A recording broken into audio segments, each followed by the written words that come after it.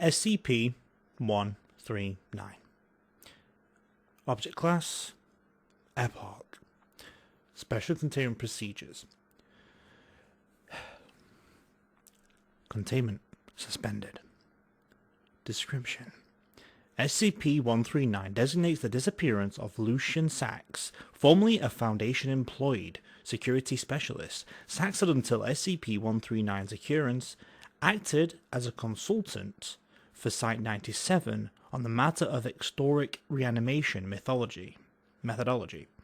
SCP-139 is considered anomalous both due to a persistent info hazard encountered following its occurrence and due to the cut-off information pertaining to SCP-139 after April 4th in 1978. Despite Site-97's best efforts, neither Sachs's past or present whereabouts nor the location of the cadaver have been uncovered. Extra-dimensional travel is suspected, but not confirmed. No primary suspects which could be responsible for SCP-139 have been identified, owing to the largely inconclusive results of investigation efforts. As such, SCP-139 is currently considered a cold case and is expected to continue indefinitely. In March 5th, 1978, Sachs clocks in at Site-97 and declines usual chatter with personnel at the front office. He enters the office and does not exit for the remainder of the workday. For a period of 12 hours, Sachs queries 42 SCPnet entries pertaining to thaumaturgic workings, global key ley lines activity, and available research into weigh and knock techniques. This idle activity contradicts the otherwise exemplary productivity record and raises concern amongst Site-97. Staff, senior agents are dispatched appropriately. No further anomalies occur until Sachs has punched out and arrived at the residence in suburban Albany. By 10:45 p.m, he vacates his residence, presumably on foot to avoid detection, and exits the city limits.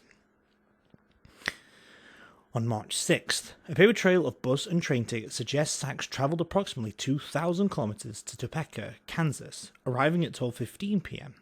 Of note, interviewed civilians occasionally described him as that traitor when recounting this 18-hour period.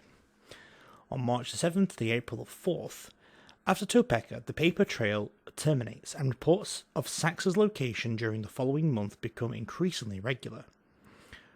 A car he is believed to have rented is sighted in Salt Lake City, Utah, and Lubbock, Texas on March 10th and March 15th respectively, although the windshield and rightmost tail light shattered between the two cities.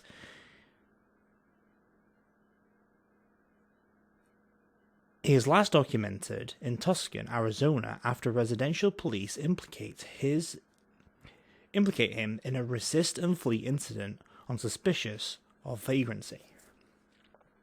On April 4th, Sense agents embedded within the Tucson USPS remove the following letter from the mail pool. To the ones I'm running from, I hate you. I hate what you've done, and what you're doing to me. I want to think you did to the others who ran.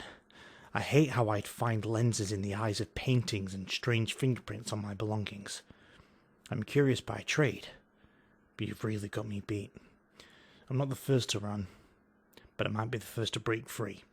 I'm going someplace without cameras or fingerprints, someplace you can't follow.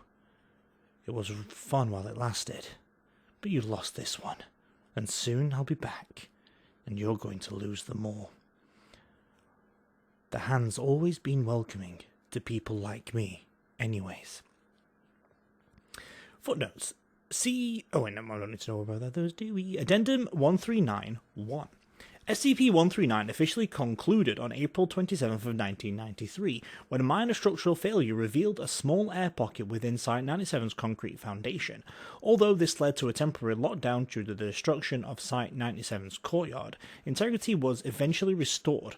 Models of the air pocket prior to the structural failure indicate it resembled a prostrate human body, fitting Lucian Sachs's height and build. After the initial excavation, the following personnel effects were discovered. The necrotic flesh of a heavily decayed human cadaver and several human bones, most pulverized by the aforementioned structural failure. A Foundation keycard for Site-97 security specialist, ID number scratched out, suggesting deep shame. A forbidden thaumatic ritual to preserve its user's spirit after their death. A map of ley line positionings in the contiguous United States, often referenced by enemies of the Foundation. A circle has been drawn around a nexus on the US-Mexico border near Tucson, in Arizona. Sax's cause of death is believed to be terminal dehydration, following several days of entombment. During the investigation of this air pocket, Site-97 excavators punctured a secondary cutout hidden within the concrete, due to the considerable strain that excavation would put on Site-97's foundation. This cutout has not been analysed extensively. What can be determined, however, is that it contains a large number of partially decomposed human eyes, believed to exceed 1,000 in total. Perhaps within the concrete would have allowed these eyes to observe their target on all sides, until he expired. Archive containment procedure of SCP-139 Omega is presently being tracked, observed and hounded by Site-97 deep cover personnel. Through unanimous 05 vote, and the Tuscan ley line bridge has been rerouted to the Site-97's foundation for the interim. Updated, greater containment effectuated. Protocol All Eyes on Lucian rescinded. Project Loose Ends in progress.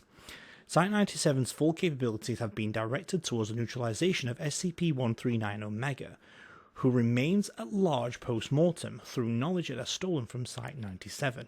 Following a breach of its containment area beneath Site-97, SCP-139 Omega has demonstrated robust mobility and incorporability, rendering it difficult to track and recontain.